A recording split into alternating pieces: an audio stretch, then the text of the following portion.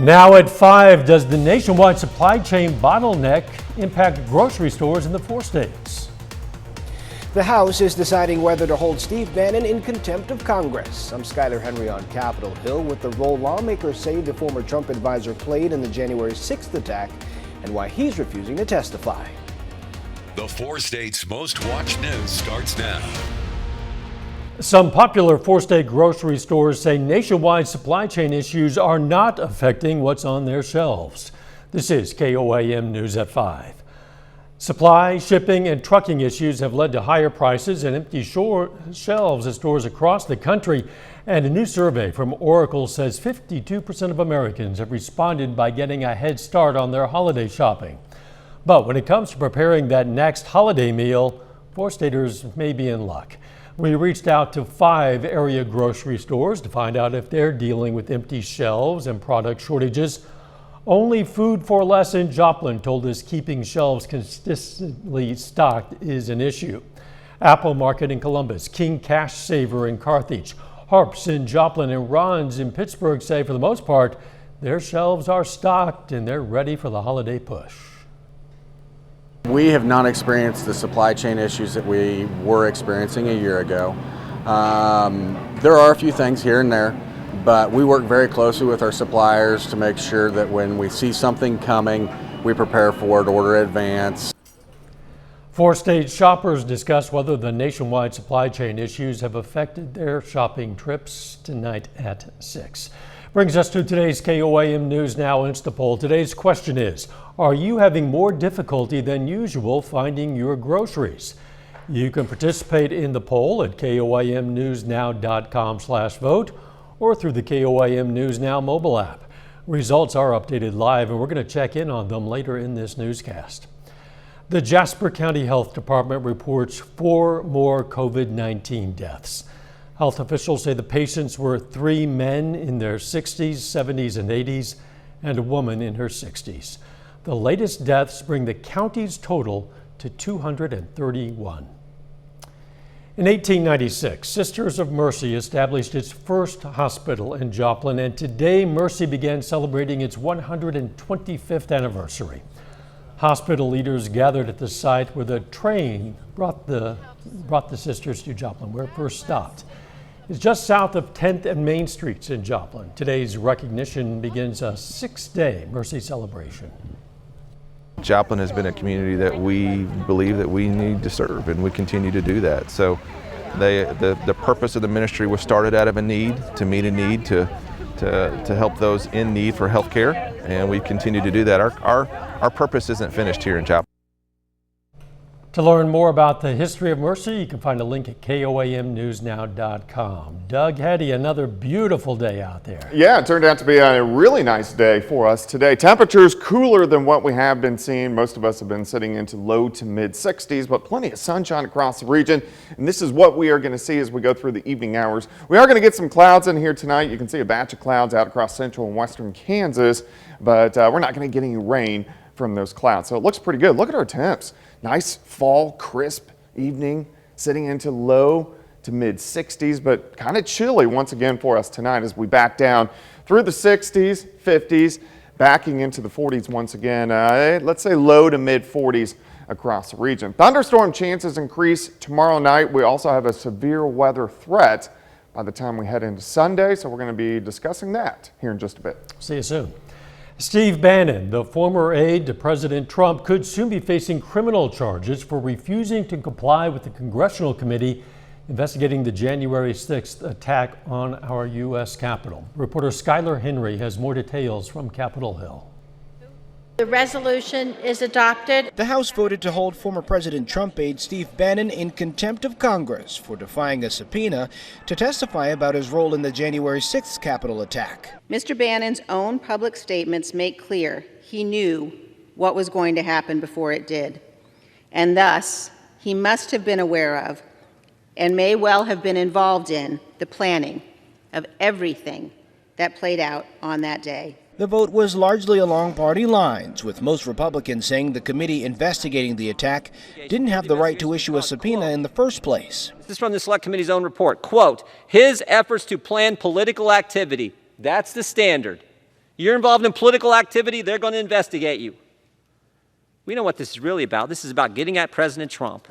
Now that the House has found Bannon in contempt, it's up to the Justice Department to determine whether Bannon faces criminal charges for defying the subpoena. The Department of Justice will do what it always does in such circumstances. It will apply the facts and the law and make a decision consistent with the principles of prosecution. Bannon claims he doesn't have to comply because President Trump has asserted executive privilege, even though Bannon didn't work for the president at the time. His assertion of executive privilege is far-fetched in the extreme and not his to make. President Trump continues to denounce the January 6th committee, spreading the false claim that he won the election and that January 6th was simply a day of protesting. Skyler Henry, CBS News, Capitol Hill. 9 Republicans joined every House Democrat in voting to find Bannon in contempt. Still ahead, a booster shot update. A step closer to a decision on COVID booster shots for millions of people. I'm Deborah Alfarone at the White House, where the administration has already announced how they've prepared the rollout ahead of the decision to vaccinate children ages 5 and older.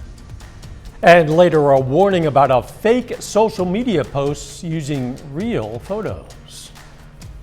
Don't make details. Topping today's Healthwatch, people who got Moderna and Johnson & Johnson vaccines could get a booster shot in a matter of days. A panel of experts for the CDC is about to vote on whether to approve those vaccine boosters. They'll also consider whether to allow mix and match boosters. Deborah Alfarone has the latest from Washington. A CDC panel of experts will make their recommendations on whether to approve booster doses for Moderna and Johnson & Johnson COVID-19 vaccines. They'll also vote on whether any approved vaccine can be used as a booster, no matter which shot the patient got first. CDC Director Dr. Rochelle Walensky will have the final word. CDC's recommendations will not just address who should receive a booster dose, but also include what vaccine they should receive, how, and when. Wednesday, the FDA authorized extra doses of the Moderna booster for seniors and high-risk individuals 6 months after the second shot. For Johnson & Johnson recipients, boosters for all adults 2 months after the first dose. The FDA also said it's okay to mix and match vaccines. The mix and match really gives a good deal of flexibility to people. The White House is also preparing for the emergency use authorization of the Pfizer vaccine for children ages 5 to 11, and that's expected in early November. Vaccines weren't even available when Hector Garcia got sick with COVID around this time last year. The Washington state man finally went home after spending 304 days on a ventilator. The doctors told us many times, bring your family, say your goodbyes, because it's not going to last for a night. But Garcia survived. It's something that I cannot explain. I feel very happy. He has since had to learn how to breathe and walk on his own again. Deborah Alfarone, CBS News, the White House. Shots for children will not be offered at mass vaccination sites. Instead, the White House COVID-19 response team has already enrolled more than 25,000 pediatricians, family doctors, and other kid-friendly locations to administer those vaccines. Eating more dairy products could help seniors reduce falls and fractures. A new study in Australia finds foods rich in calcium and protein like milk, yogurt, and cheese can help strengthen bones and help keep seniors who live in nursing homes safer. New research finds restricting calories may slow tumor growth. In tests on mice, doctors at MIT found reducing calories reduced fatty acids, and that was linked to a slowdown in tumor growth. Researchers say more tests are needed to determine if dietary interventions can help cancer patients. And how much sleep is best for older adults? Well, researchers at the Washington University School of Medicine suggest sleep is best in moderation. They found both short and long-term sleepers experienced greater cognitive decline than people who slept from 5.5 to 7.5 hours per night. And that is a look at today's health news. A little bit later, encouraging news as we check out the nation's latest jobless claims. Plus some thunderstorms in the forecast as we head toward the weekend. We're going to check that out coming up. John, espresso? Yes, I do.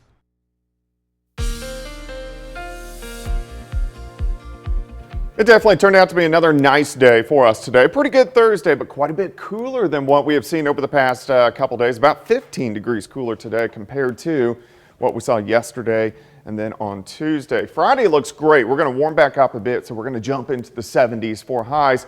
Thunderstorms tomorrow night into Saturday morning. Another threat Sunday afternoon. Some of those could be strong, possibly severe, so we're going to have to watch that. If you want to get my long-range forecast, you can always go to my month-long blog. That is KOAMnewsnow.com. Look at our temps. Nice, crisp fall evening. We're sitting into lower 60s in Missouri, Arkansas, mid-60s, Oklahoma, also southeastern parts of Kansas. But we're going to drop back into the mid-40s once again. Looks good. We are looking west from 7th and range line. 62 west, northwesterly winds, 10 to 15. Humidity is low at 43%.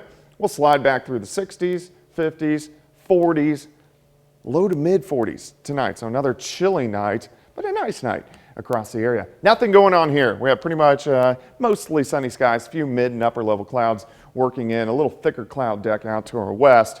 So we'll have partly cloudy skies for us tonight.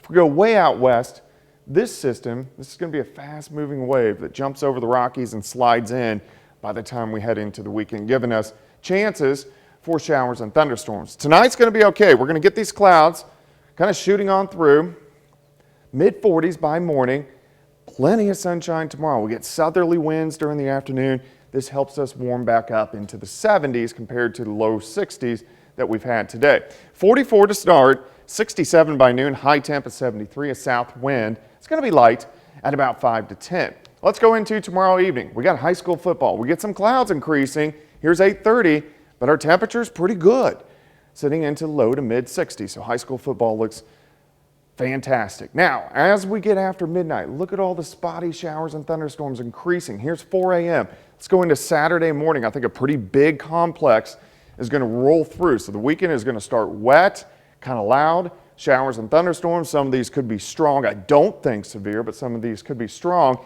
As we go through Saturday morning, you can see this complex continues to drive through.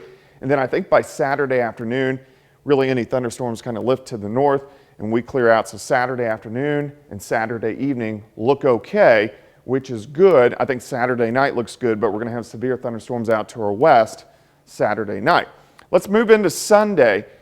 Cold front slides in, and this is going to set us up to get showers and thunderstorms Sunday mid to late afternoon, and these will most likely be strong to severe. So we got to watch this day as we head into the next few days. Now, as we go into Sunday evening, showers and thunderstorms drop through, and then we cool off a little bit by Monday, but then thunderstorm chances stick around even early next week. All right, tomorrow, Michael Hayslip, he messed up my days. Tomorrow's going to be 73, 78 Saturday, 78 on Sunday with those thunderstorm chances, and I will get that fixed by final weather. You will update that graph. Yes, I will. Thanks, Doug.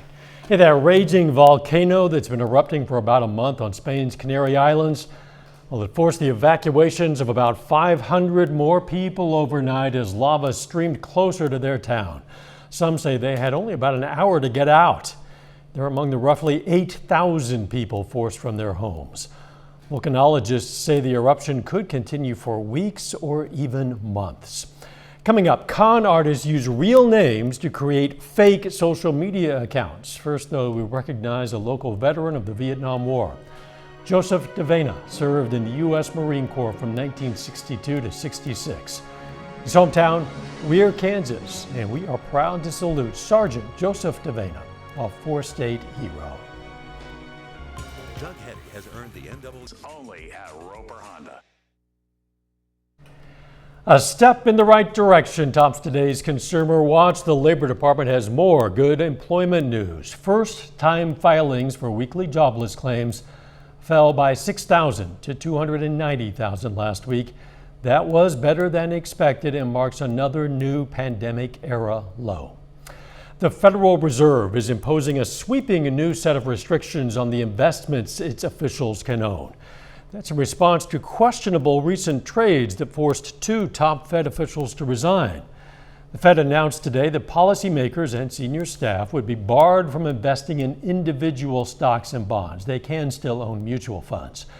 Now, last month, two presidents of regional Fed banks announced their resignations after it was revealed that they had traded stocks and funds in 2020 at the same time that the Fed was taking expansive steps to calm markets during the pandemic recession. Drones could soon be delivering goods to some Walgreens customers. The drugstore chain is teaming up with Google's drone delivery service to make it happen, first in the Dallas-Fort Worth area. People can order things like over-the-counter medication and food and household items. Drones will then fly the purchases directly to their doorsteps. Con artists are using real people's names and photos without their knowledge to create fake social media profiles. From April to June of this year, Facebook removed more than 1.7 billion fake accounts from its site. Dr. Tara Narula shows us how scam artists are causing big problems for people, including someone close to her. This is Petty Officer Mike Sensi and his dog Lucy. But go online and it's difficult to find Mike Sensi. Do you have any idea how many fake Mikes there may be out there using your picture? Too many. I would probably say, 500-600 over the different social media platforms. About 5 or 6 years ago, he started seeing his real name and images used on fake social media accounts for dating scams and other online cons. Every single day I get a message from somebody who has been, duped out of money. And he's not alone. One night, my husband received an Instagram message from a woman in Brazil. She said she was speaking with a man calling himself Ryan, but later realized something was wrong, and it was. The photos were of my husband and my kids, and they were being used for an apparent scam. How easy is it to create a fake account? It's really easy. It's a little too easy. Issy Lepowski is chief correspondent for the tech news website Protocol. So let's pick a username. She showed us how to create an account using just an email address, fake name, and the image of one of our CBS News producers. Okay, and here's Randy Lewis, 555-212. And here we are. And while reporting fake accounts on Instagram is easy, to go up to these 3 dots right here, you're going to click report user. And that's it. That's it. Mike Sensi says it doesn't always work. When it first started happening, Instagram was really good about deleting the profiles, but it kind of went away. I'll report on myself and they literally message back and say, oh, they're not doing anything wrong, we can't take the profile down. Instagram told us, quote, claiming to be another person on Instagram violates our community guidelines, and we have a dedicated team that's tasked with detecting and blocking these kinds of scams. Dr. Tara Narula, CBS News, New York. Seems everyone's a video call critic. According to a new One Poll survey, more than half of Americans admit they've scrutinized a coworker's remote setup. From dimly lit to find a new place to sit, nearly 2 in 3 said they've upgraded their own spaces to steer clear of criticism. Nearly half have purchased new home office furniture since the beginning of the pandemic, while 40% said they redecorated an entire room. Final check of the forecast next.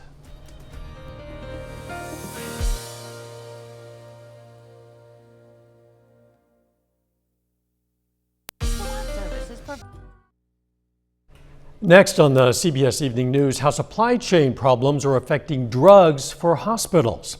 Then on KOAM News at 6, a closer look at whether 4-state grocers are able to keep their shelves stocked. Plus, Missouri's first official bear hunting season is underway. And Webb City and Nevada softball hit the field for the state quarterfinals. Stay with us for the CBS Evening News and then KOAM News at 6. Let's take another look at our KOAM News Now Insta poll. Again, we're asking, are you having more difficulty than usual finding your groceries? So far, yes, some have, but the vast majority say no, they have not. You still have time to participate at KOAMnewsnow.com/vote or through the KOAM News Now mobile app. We are going to have the final results on this poll on KOAM News at 10. So get in there, vote right now. Nice weather out there, Doug. Yeah, it looks great. Perfect evening to get outside. 73 tomorrow, so Friday is going to be fantastic. Pushing 80 over the weekend. We're going to have some morning thunderstorms Saturday morning and then some afternoon thunderstorms Sunday afternoon. Some of those could be strong, possibly severe, so we'll have to watch that. And then thunderstorm chances continuing Monday and Tuesday. Thanks, Doug, and thank you for joining us. The CBS Evening News is next. And of course, we're going to be right back here for KOAM News at 6. We'll see you then. Let's make it a great evening.